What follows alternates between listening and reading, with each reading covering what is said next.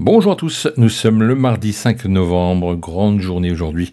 On attend forcément les élections US et on voit bien par rapport à ce qui s'est passé hier que c'était compliqué en H1 puisque nous allons faire notre analyse du jour. C'est parti, Nasdaq H1, on y va.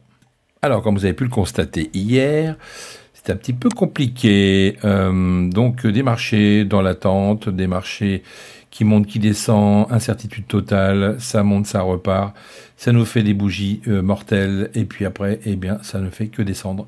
Donc voilà, on sait que on est vraiment en attente, on le voit bien sur ce graphique, et on va voir ce qu'on pourrait faire aujourd'hui en fonction de ce qui va se passer. Alors, c'est une analyse potentielle, on va dire, avec des niveaux potentiels, puisque, je vous le rappelle, avec les élections US, on va avoir forcément des bougies qui vont partir dans tous les sens. Donc, on va vraiment prendre ça à la légère. Ça va être juste histoire de se dire qu'on a peut-être des zones intéressantes. Donc, logiquement, à 11 h, on aura des résultats qui vont tomber côté US pour ces élections. Donc, on n'aura pas forcément des zones respectées. Donc, on va faire quand même une analyse, mais ça devrait être chamboulé, à mon avis, pour cette journée. On y va? Allez, on nettoie. Allez, c'est parti. Nous revoici en daily. Donc, je vous le rappelle, on a toujours cette belle bougie ici qui va nous servir vraiment de base, une bougie témoin qui va peut-être nous donner ici une belle zone d'achat et ici une belle zone de rejet. Donc on va bien regarder ce qui se passe dans cette bougie qui pourrait nous servir de guide pour les prochains jours, d'accord? Donc on va noter notre plus bas ici, évidemment, et puis on va noter notre plus haut ici sur cette bougie d'indécision. Pour l'instant, on ne sait pas trop dans quelle direction on va pouvoir aller en fonction des résultats, évidemment. On va repasser en horaire, comme on sait bien le faire tous les jours. On va tracer notre profil de la moitié de la journée d'hier. Voilà. Tac.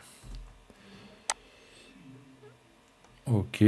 Je vais également tracer ma zone de confort ici avec une petite zone intermédiaire.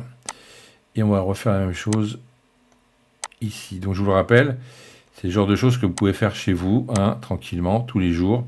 En H1, ça vous permettra d'avoir des points de référence si vous êtes débutant et d'avoir au moins une direction de marché qui pourrait revenir sur ces niveaux, soit pour rentrer, soit pour sortir, tout simplement. Ok pour ça. Alors, on y va. Là-haut, c'est du rejet. On est d'accord? Ça marche.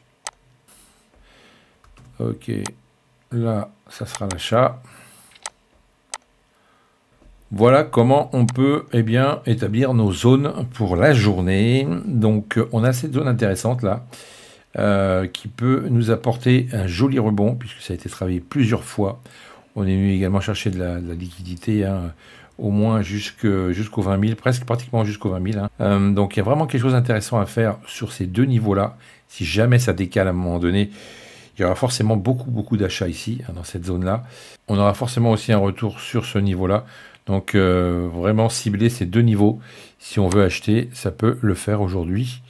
Alors, je vais prendre ma petite flèche. Donc, si on retourne en bas, tac, on pourrait essayer de retourner directement après sur le plus haut ici. En fonction de ce qui va se passer aujourd'hui, on pourrait éventuellement avoir aussi un prix qui continue de monter, si toutefois le résultat des élections rassure les marchés. On pourrait retourner sur ce beau niveau ici qui a été bien travaillé aussi.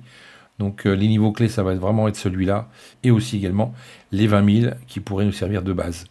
Donc si on casse tout ce matin, on pourrait retourner directement, je le note, en bas. Ok.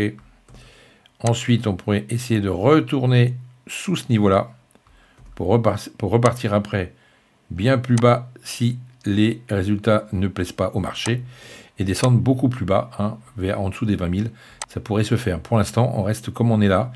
Et puis, si toutefois on arrive à se stabiliser sur ce niveau-là, pourquoi pas, à un moment donné, rester en range entre ces deux niveaux-là.